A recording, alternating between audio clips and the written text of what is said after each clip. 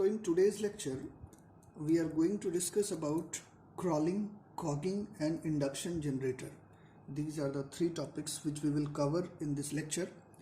In previous lecture, we had covered, I think, speed control of all the methods, speed control of three-phase induction motor. We had discussed all the methods, and the remaining few topics are there in which we will start crawling. So crawling को अगर हम दूसरे sense में कहें तो crawling ये भी पूछा जाता है कि discuss the effect of harmonics on three phase induction motor. तो effect of harmonics on the performance of three phase induction motor, इसी को हम क्रॉलिंग में डिस्कस करेंगे. So let us see what is crawling. अब जैसा इसका नाम है क्रॉलिंग, क्रॉल का मतलब क्या है? जैसे बेबी, कोई एक बेबी है वो क्रॉल करता है, धीरे धीरे धीरे धीरे वो रेंगता है, घुटने पे चलता है, तो इट इज़ कॉल्ड क्रॉलिंग. तो इंडक्शन मोटर में को क्रॉल करने की नौबत क्यों आती है? इंडक्शन मोटर की क्रॉल रेंगने का मतलब क्या है? काफ़ी स्लोली वो चलती है. तो ऐसा क्यों होता है, कैसे होता है, इसको हम स्टार्ट करते हैं. Okay, so let us see. First of all I tell you there are two harmonics. आपने पढ़ा है कि दो तरह के हार्मोनिक्स होते हैं, space harmonics and time harmonics. Okay, space harmonics and time harmonics. Space harmonics and time harmonics. ठीक है. Now the effect of time harmonics on the performance of three-phase induction motor or on the operation of three-phase induction motor is very less significant. But the effect of space harmonic on the performance of three-phase induction motor or on the operation of three-phase induction motor is quite significant. So हम क्या करते हैं कि जो time harmonics का effect है on the performance of three phase induction motor या on the operation of three phase induction motor, उसको हम नेग्लेक्ट कर देते हैं क्योंकि उसका इफेक्ट बहुत ज़्यादा सिग्निफिकेंट नहीं होता है. But the effect of space harmonic, लेकिन जो स्पेस हार्मोनिक का इफेक्ट है वो वेरी सिग्निफिकेंट है, तो क्वाइट नोटिसेबल होता है. तो हम यहाँ पे देखेंगे कि the effect of space harmonic on the operation of induction motor. ठीक है, दैट इज इंडक्शन मोटर में कुछ स्पेस हार्मोनिक्स प्रोड्यूस होते हैं. स्पेस हार्मोनिक का मतलब क्या? स्पेस हार्मोनिक फ्लक्सेस प्रोड्यूस होता है. अब ये space harmonic flux induction motor में कहां से आ जाती है? So there are certain reasons या there are various causes,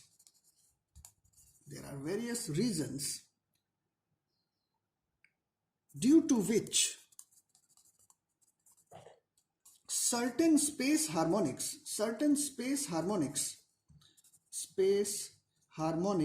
fluxes are produced in three-phase induction motor. ठीक है. So there are various reasons due to which certain space harmonic fluxes are produced in three-phase induction motor. So what are the reasons जिसकी वजह से ये produce होती है? तो हम पहली बात करें, the first reason is opening of slot in stator and rotor. Opening of slot in stator and rotor. मतलब स्लॉट की जो ओपनिंग है वो किस तरह से है? सेमी ओपन है या सेमी क्लोज्ड है? तो opening of slot in stator and rotor. ठीक है. Second point is because of magnetic saturation.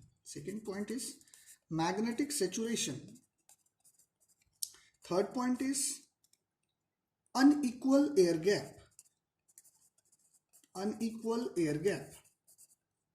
And fourth is uneven distribution of winding.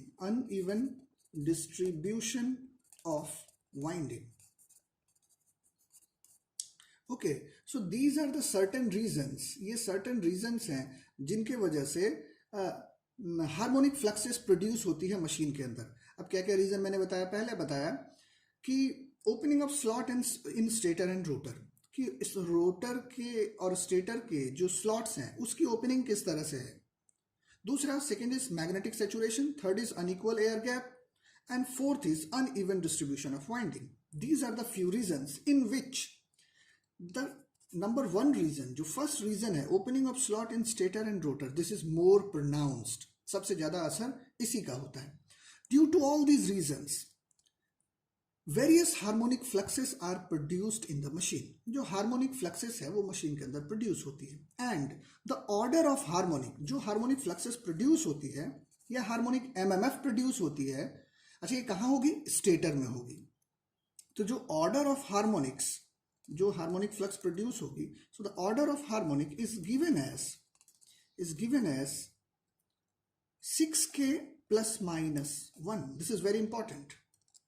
तो जो हार्मोनिक फ्लक्सेस प्रोड्यूस होती है उसका ऑर्डर, कौन सा हार्मोनिक प्रोड्यूस होगा? फिफ्थ हार्मोनिक प्रोड्यूस होगा, सेवंथ हार्मोनिक प्रोड्यूस होगा, या कौन सा प्रोड्यूस होगा? The order of harmonic is given as 6k plus minus 1 where k is any integer. जहां पे k कोई भी एक इंटीजर है. ओके, वन थिंग आप यहां पे ध्यान रखना, the third harmonic flux produced by each of the, आप you can note it, the third harmonic flux produced by each of the phases neutralize one another. जो थर्ड हार्मोनिक फ्लक्स है produced bye, जो हर एक phase produce करती है, वो neutralise हो जाती है वन अनदर, एक दूसरे के द्वारा वो न्यूट्रलाइज हो जाती है. So the resultant air gap flux is free from triple N harmonics. ये आपको ध्यान रखना है. दैट इज, जो ट्रिपल एन हार्मोनिक होगा उसका कोई भी असर नहीं होगा इंडक्शन मोटर के परफॉर्मेंस पे. Okay, I repeat again, the third harmonic flux produced by each of the phases neutralize one another. So the resultant air gap flux, is free from triple N harmonics या harmonic fluxes. Triple N harmonics मतलब जो यहाँ पे flux जो यहाँ पे harmonic fluxes produce होगी वो थर्ड के मल्टीपल में नहीं होगी. मतलब थर्ड नहीं होगा, नाइन्थ नहीं होगा, 12th ऐसे भी नहीं होगा. तो इस तरह के जो फ्लक्सेस हैं वो प्रोड्यूस नहीं होंगे. अच्छा, आपको ये भी पता है कि जो इवन हार्मोनिक्स हैं वो मशीन में जनरेट नहीं होते हैं. इवन हार्मोनिक वो आपस में एक दूसरे को कैंसिल आउट कर देते हैं. So there will be no even harmonics, only odd harmonics generate होंगे. Odd harmonic fluxes will be produced, जिसमें कि जो ट्रिपल एन हार्मोनिक फ्लक्स है वो नहीं होगी, कारण जो थर्ड हार्मोनिक फ्लक्स है produced by each of the phases neutralize one another. So the resultant air gap flux is free from triple N harmonics. Okay, तो सपोज k की value हमने यहाँ पे 1 ले लिया. For example k is 1. अगर k की वैल्यू 1 है तो कौन कौन से हार्मोनिक फ्लक्स प्रोड्यूस होंगे? So it will be seventh harmonic flux, and fifth harmonic flux. There will be two harmonic fluxes, seventh harmonic flux and fifth harmonic flux. Now, अब ये क्वेश्चन उठता है कि जैसे आपको पता है कि जो फंडामेंटल फ्लक्स वेव है, आप क्या जानते हैं कि इंडक्शन मोटर में आपने 3 फेज सप्लाई दिया तो एक रोटेटिंग एमएमएफ प्रोड्यूस हुई. तो वो जो रोटेटिंग एमएमएफ, चाहे आप रोटेटिंग फ्लक्स कह लो, उसी को हम फंडामेंटल फ्लक्स कह रहे हैं. तो आप क्या देखते हैं, जो फंडामेंटल फ्लक्स है it rotates in air gap eight a speed of 120 f/p which is ns. Synchronous speed पे रोटेट करती है. ठीक है, तो ये जो सेवेंथ और फिफ्थ हार्मोनिक फ्लक्स होगी ये किस स्पीड पर रोटेट करेगी? नाउ माइंड इट, जो स्पेस हार्मोनिक्स होते हैं, आपको ध्यान हो, स्पेस और टाइम, जो टाइम हार्मोनिक्स होगा उसमें जो फ्रीक्वेंसी है वो उतनी टाइम्स इंक्रीज हो जाती है. सपोज nth हार्मोनिक है तो जो फ्रीक्वेंसी हो जाएगी वो n टाइम्स f हो जाएगी, 3f हो जाएगी, 5f हो जाएगी, 7f हो जाएगी. फ्रीक्वेंसी आपकी उतनी टाइम्स बढ़ती जाती है. और जो स्पेस हार्मोनिक्स है उसमें पोल्स आपके उतने टाइम बढ़ जाते हैं. सपोज फिफ्थ हार्मोनिक फ्लक्स है तो उसमें अगर स्पेस हार्मोनिक है तो जो पोल्स होंगे उसके वो 5 टाइम्स बढ़ जाएंगे. जो सेवेंथ हार्मोनिक फ्लक्स है तो जो उसके पोल्स होंगे वो 7 टाइम्स इंक्रीज हो जाएंगे. तो जो सेवेंथ हार्मोनिक फ्लक्स है ये किस स्पीड पर रोटेट करेगी? 120f/7p. मतलब ये कितनी हो गई? ns/7. और जो फिफ्थ हार्मोनिक फ्लक्स है वो कितने स्पीड पर रोटेट करेगी? 120f/5p. ये कितनी हो गई? ns/5. बात समझ में आ गई? तो और फंडामेंटल फ्लक्स कितने पे हो गई? This is fundamental. तो अब जो हमने अभी तक कंक्लूड किया वो क्या किया कि जो हार्मोनिक फ्लक्सेस प्रोड्यूस होंगे उसमें फिफ्थ हार्मोनिक जो फ्लक्स होगी वो it will rotate eight a speed of ns/5 rpm and जो सेवेंथ हार्मोनिक फ्लक्स है it will rotate eight a speed of ns by 7 rpm। Okay, अब क्वेश्चन उठता है कि रोटेट तो करेगी, अब किस डायरेक्शन में रोटेट करेगी? जैसे सपोज किया हमने कि जो हमारी फंडामेंटल फ्लक्स वेव है वो फॉरवर्ड डायरेक्शन, मान लिया हमने क्लॉकवाइज डायरेक्शन में रोटेट कर रही है, तो क्या सेवेंथ हार्मोनिक फ्लक्स और फिफ्थ हार्मोनिक फ्लक्स ये भी क्लॉकवाइज में करेगी? तो देखो, सपोज किया हमने कि the space phase difference between fundamental pole of the phase winding, suppose हमने मान लिया कि स्पेस फेज डिफरेंस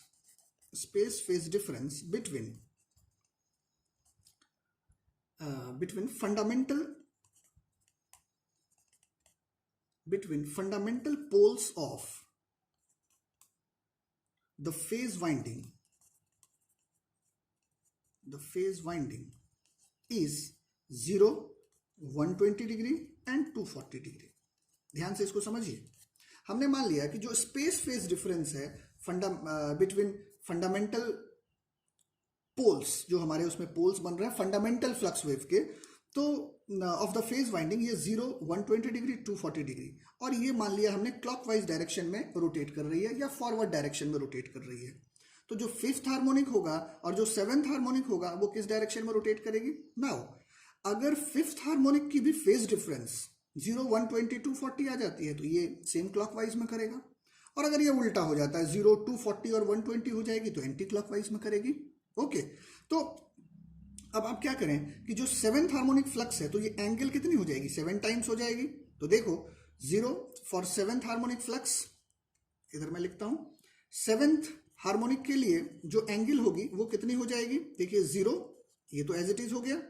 अब 120 है तो आप इसमें 6 से मल्टीप्लाई कर लें, तो 6 तो यहाँ 0 हो गया, 6 से मल्टीप्लाई करने पे 3 से मल्टीप्लाई करेंगे तो 0, 6 से मल्टीप्लाई करेंगे तो 0, तो क्या बच गया? 6 से मल्टीप्लाई करने पे 0, फिर 1 बच गया 120, सो 120 डिग्री एंड 240, ये तो एज इट इज 240 आ जाएगा। ठीक है, तो अगर सेवेंथ की एंगल हम करें, आप इसको 7 गुना कर लो, इतनी ही एंगल आएगी। और अगर फिफ्थ की करें हम, फिफ्थ हार्मोनिक की जो एंगल अगर हम निकालते हैं तो फिफ्थ हार्मोनिक की एंगल क्या आएगी? आप इसमें 5 से मल्टीप्लाई कर लें, 0। अब देखो 3 से आप इसमें मल्टीप्लाई करोगे तो अगेन ये 0 हो जाएगी, और 2 से मल्टीप्लाई करोगे तो ये क्या हो जाएगी? 240, 0, 240 degree and 120 degree. This is very important concept. तो जो सेवेंथ हार्मोनिक फ्लक्स है उसके जो स्पेस फेज डिफरेंस है वो क्या आ जाएगी? 0, 120, 240, which is same as fundamental, so it will rotate in clockwise direction, same as fundamental। और अगर फिफ्थ हार्मोनिक फ्लक्स है तो आपने निकाला इसकी एंगल हो रही है 0, 240 and 120 degree, so it will rotate in opposite direction as that of the fundamental flux wave। Okay, ये बात आपको आई थिंक समझ में आ गई होगी। तो हमने यहां पे देखा जो सर्टेन हार्मोनिक फ्लक्सेस प्रोड्यूस होंगे, the order of that harmonic fluxes is given as 6k + -1 where k is any integer. Okay, and suppose k is equal to 1, so there will be 2 harmonic fluxes, 7th harmonic flux and 5th harmonic flux. The 7th harmonic flux will rotate at a speed of ns by 7 and the 5th harmonic flux will rotate at a speed of ns by 5 rpm. Okay, now in which direction? So if we see the space phase difference between fundamental pole of the phase winding, so it is 0, 120, 240, suppose it is clockwise direction, forward direction, say। So जो 7th harmonic के लिए हमने निकाला वो again 0, 120, 240 आया, it will rotate in the same direction as that of the fundamental, and the 5th harmonic flux it will also rotate in the same direction as that of the in opposite direction as that of the fundamental। ठीक है, आप इसको दूसरे तरीके से भी ले सकते हैं। देखो जो आपने लिखा है 6k + -1, तो अगर आप प्लस साइन ले रहे हैं, तो in same direction as that of fundamental, ये भी कॉन्सेप्ट यहां पे आप एज दैट ऑफ फंडामेंटल, और अगर माइनस लिया है तो in opposite direction as that of fundamental. ठीक है, तो हमने देखा कि 7th हार्मोनिक फ्लक्स प्रोड्यूस हो गया और 5th हार्मोनिक फ्लक्स प्रोड्यूस हो गया। अब आपके दिमाग में आ रहा होगा हमने 5th और 7th ही क्यों लिया, 11th ले लें, 13th ले लें। तो देखो जो हार्मोनिक फ्लक्सेस होता है उसमें सबसे ज़्यादा असर थर्ड हार्मोनिक का होता है। तो थर्ड हार्मोनिक आपने पहले ही देख लिया कि थर्ड हार्मोनिक फ्लक्स प्रोड्यूस ही नहीं हो रही है, वो आपस में कैंसिल आउट हो जा रही है, न्यूट्रलाइज हो जा रही है। तो थर्ड के बाद जो सबसे ज़्यादा असर होगा वो फिफ्थ हार्मोनिक का होगा, देन सेवेंथ हार्मोनिक का होगा। तो जो मोर प्रोनाउंस्ड और जो मोर डोमिनेंट हार्मोनिक्स हैं वो फिफ्थ और सेवेंथ है, तो इसीलिए हम फिफ्थ और सेवेंथ की चर्चा कर रहे हैं। बाकी अब जैसे जैसे आप ऊपर की तरफ जाएंगे तो ये सारे हार्मोनिक फ्लक्सेस या इनके वजह से जो भी टॉर्क बनेगी उसका असर कम होगा। ठीक है, सो उसको हम डिस्कस नहीं कर रहे हैं। तो हमने देखा कि सर्टेन हार्मोनिक फ्लक्स प्रोड्यूस हो रही है और फंडामेंटल के अलावा, और जो ये हार्मोनिक फ्लक्सेस हैं it will run eight a speed of ns/7 in the same direction of fundamental flux wave and ns/5 in the opposite direction of fundamental flux wave. Now what happens? अब जिस तरह से fundamental flux wave अपनी एक torque बनाती है, मतलब क्या होता था, फंडामेंटल फ्लक्स वेव के कारण जो हमारी रोटर है उसमें फ्लक्स कटिंग होती थी, ईएमएफ इंड्यूस होता था, करंट फ्लो होती थी, और उस करंट फ्लो होने के कारण रोटर में एक एमएमएफ आती थी और टॉर्क प्रोड्यूस होता था। तो मतलब फंडामेंटल फ्लक्स वेव अपनी एक टॉर्क बनाती है। तो जो हमारे फिफ्थ हार्मोनिक और सेवेंथ हार्मोनिक फ्लक्स है ये भी अपनी अपनी टॉर्क बनाएगी। So there will be fundamental torque, okay, there will be fundamental torque, seventh harmonic torque and fifth harmonic torque. Okay, so जो अब फंडामेंटल टॉर्क है ये मोटर को क्लॉकवाइज, ये सपोज करिए इसको क्लॉकवाइज डायरेक्शन में है, जो सेवेंथ हार्मोनिक टॉर्क है ये भी क्लॉकवाइज डायरेक्शन में है, और ये जो फिफ्थ हार्मोनिक टॉर्क है ये एंटी क्लॉकवाइज डायरेक्शन में है। So it is a braking torque. मान लिया दो टॉर्क अगर क्लॉकवाइज में है वो मोटर की स्पीड को बढ़ाने की कोशिश कर रही है, और जो फिफ्थ हार्मोनिक टॉर्क है ये सपोज करो अपोजिट डायरेक्शन में है, so it is a braking torque. ये जो टॉर्क है this is a braking torque. ठीक है, तो अब यहाँ पे तीन टॉर्क हो गए, fundamental, seventh harmonic and fifth harmonic, there are three torque. अब जो स्लिप टॉर्क कैरेक्टरिस्टिक है वो हमारी इंप्रूव हो जाएगी, और उसी स्लिप टॉर्क कैरेक्टरिस्टिक से हमें देखने को मिलेगा कि क्रॉलिंग क्या होता है। बात समझ में आ गई? So now we see what will be the slip torque characteristic. So अब हम स्लिप टॉर्क कैरेक्टरिस्टिक ड्रॉ करते हैं, यहीं पे आपको ध्यान से चीजों को समझना है।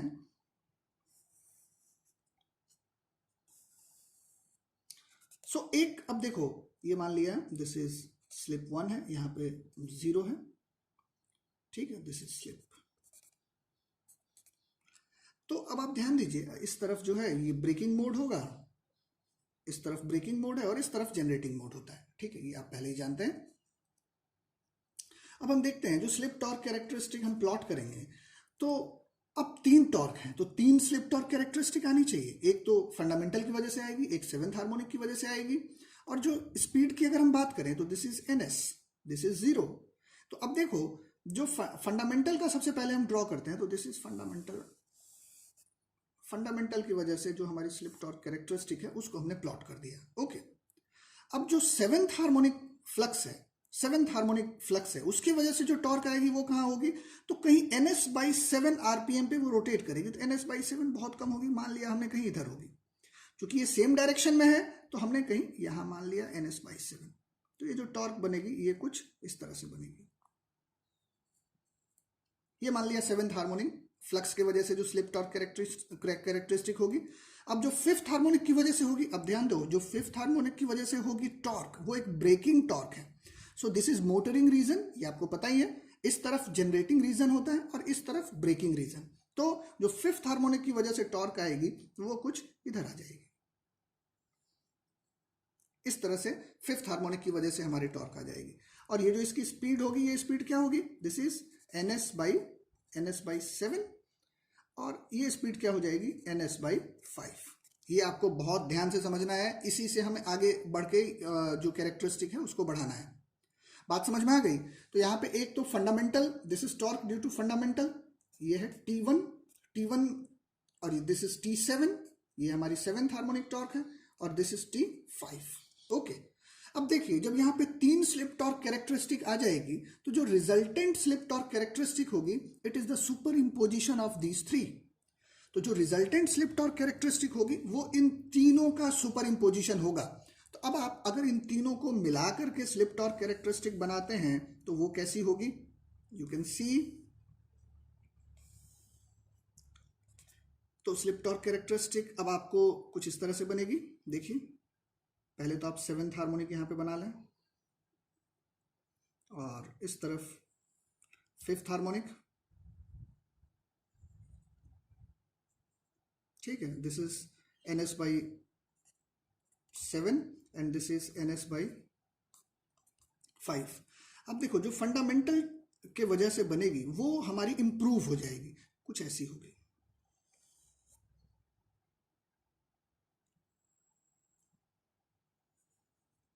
अब यहां पे आने के बाद ये कुछ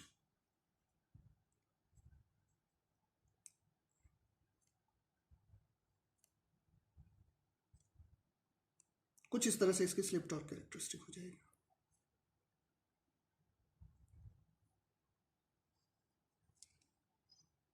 और अगर ये नहीं होता तो कुछ इस तरह से आती है, कुछ ऐसी आती, ठीक है। तो जो स्लिप टॉर्क कैरेक्टरिस्टिक है वो हमारी कुछ ऐसी हो गई, ठीक है। अब मान लिया ये तो हमारी स्लिप टॉर्क कैरेक्टरिस्टिक इंप्रूव हो गई। नाउ सी, ये थोड़ी सी और नीचे आएगी, ये इस तरह से थोड़ी सी और नीचे आएगी, ठीक है। या इसको हम फ्रेश बनाते हैं एक बार।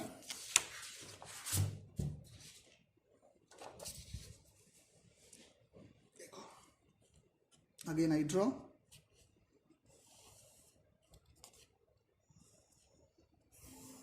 जो हमारी स्लिप टॉर्क कैरेक्टरिस्टिक होगी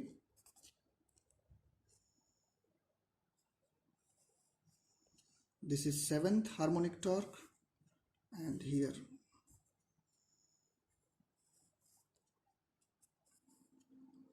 ये स्पीड NS by 7 है and this is NS by 5 और जो स्लिप टॉर्क कैरेक्टरिस्टिक होगी वो कुछ यूं हो जाएगी।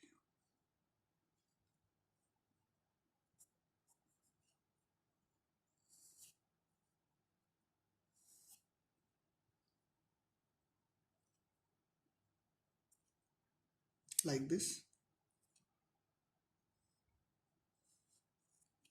ठीक है।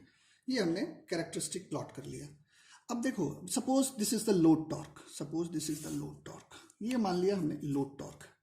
अब देखिए इसको समझना है आपको, ध्यान दीजिए। ये हमने दिस इज स्लिप, यहाँ पे 1 है हमारी, यहाँ पे स्लिप 0 है, यहाँ पे स्पीड NS है और यहाँ पे स्पीड हमारी 0 है, ओके। अब देखो what happens, this is the load torque. तो अब आप देखिए स्टार्टिंग कंडीशन में क्या हो रहा है। स्टार्टिंग कंडीशन में अब मोटर स्पीड अप कब होगी, दो टॉर्क है मशीन में, एक तो है मोटर टॉर्क, एक है मोटर टॉर्क और एक है लोड टॉर्क। ध्यान दीजिए, ठीक है। अगर मोटर टॉर्क की value if Tm is greater then TL, अगर मोटर जो टॉर्क बना रही है उसकी वैल्यू अगर लोड टॉर्क से ज्यादा है तो मोटर विल एक्सेलरेट, ठीक है। और अगर मोटर टॉर्क की वैल्यू लोड टॉर्क से ज्यादा है तो क्या होगी, मोटर विल डिसेलरेट, ओके। ये आपको ध्यान रखना है। तो अब आप देखिए व्हाट हैपेंस, अगर हम लोड टॉर्क की बात करें, इस तरह से हमने लोड टॉर्क यहां पे एज्यूम कर लिया है, तो we see suppose this is point A, this is point B। अगर फुल लोड पे मोटर हमारी ऑपरेट होती तो this is the operating point, this is the operating point. और मोटर मान लिया ये हमारी ऑपरेटिंग पॉइंट होती, अगर मोटर हमारी फुल लोड कंडीशन में रन कर रही होती तो ये सिंक्रोनस स्पीड के आसपास जो है बिल्कुल रन करती, जैसा कि नॉर्मली होता है। इंडक्शन मोटर स्पीड अप होती है और सिंक्रोनस स्पीड के आसपास हमारी रन करती है। अब देखो आप स्टार्टिंग से हम बात करें, स्टार्टिंग कंडीशन में यहाँ पे हमारी लोड टॉर्क है, सो यहाँ से मोटर टॉर्क स्टार्ट हुआ, so motor torque is greater than load torque starting में, तो motor will be speed up, motor हमारी स्पीड अप होगी, इसकी स्पीड बढ़नी शुरू हो गई। As soon as the motor धीरे धीरे मोटर स्पीड अप हो गई। अब ये A पॉइंट पर पहुंची, A is the point where load torque और मोटर टॉर्क ये इंटरसेक्ट कर रही है। So this is the point जहां पे this is the operating point and this will be stable point, जहां पे हमारी लोड टॉर्क और मोटर टॉर्क इंटरसेक्ट हो रही है। So this is the stable point, okay. तो यहां पे मोटर हमारी रन करनी शुरू कर देगी। अब रही बात कि इससे नीचे मोटर नहीं आएगी, इससे नीचे मोटर नहीं आएगी। जैसे ही इससे नीचे मोटर आती है तो जो मोटर टॉर्क है it will be less than load torque. अगर motor torque less than load torque हो गया तो motor will start to decelerate, और मोटर जो वो डिसेलरेट करना शुरू कर देगा, एक्सेलरेट नहीं करेगी। बात समझ में आई? So what happens, the tendency of rotor, ध्यान से समझिए इसको, the tendency of rotor to run at a stable speed as low as, which is as low as 1/7 of its normal speed. ठीक है, which is 1/7 of its normal speed and being unable to pick up its normal speed is called crawling of induction motor. मतलब क्या होता है, motor stably run करना शुरू करेगी at a speed which will be near 1/7 time of synchronous speed. Motor जो है वो रन करना शुरू करेगा nearly 1/7 times of its synchronous speed and the motor will be unable to pick up its normal speed. और motor अपनी full speed पर जाने से मना कर देगा, नहीं जा पाएगा. This is called crawling of induction motor. So ये हमने पूरी बात डिस्कस की. So now you can write down. अब आप नोट कर लें, the tendency of motor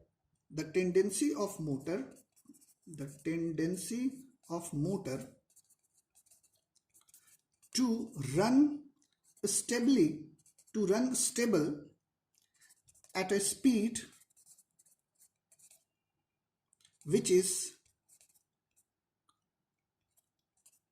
nearly 1/7 times of its synchronous speed, 1/7 time of its synchronous speed, and being unable to pick up its nominal speed या normal speed is called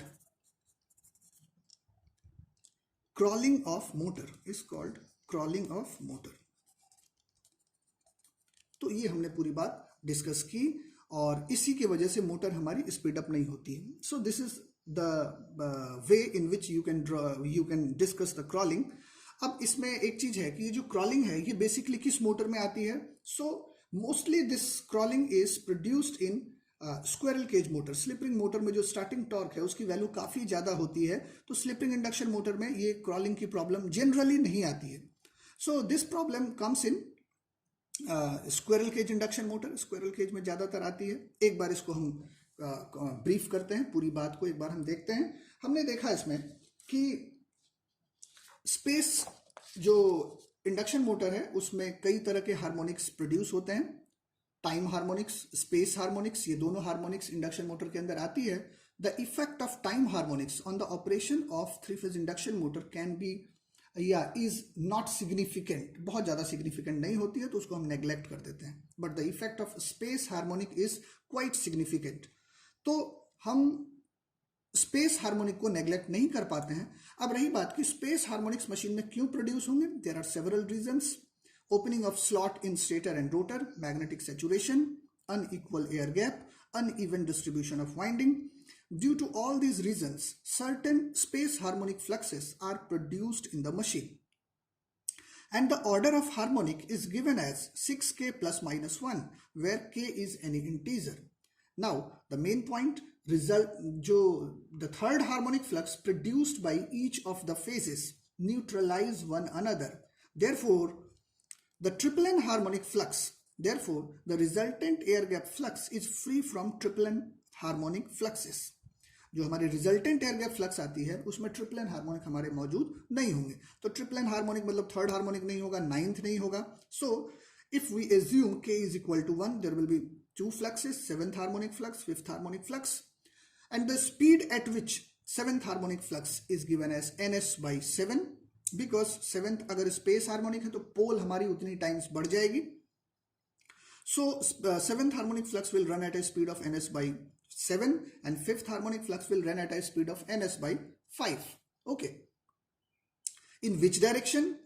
एक हमने convention लिया कि if you are taking plus sign then it will be in the same direction as that of the fundamental, और अगर आपने minus लिया है तो it will be in opposite direction as that of the fundamental. इसका basic reason क्या है.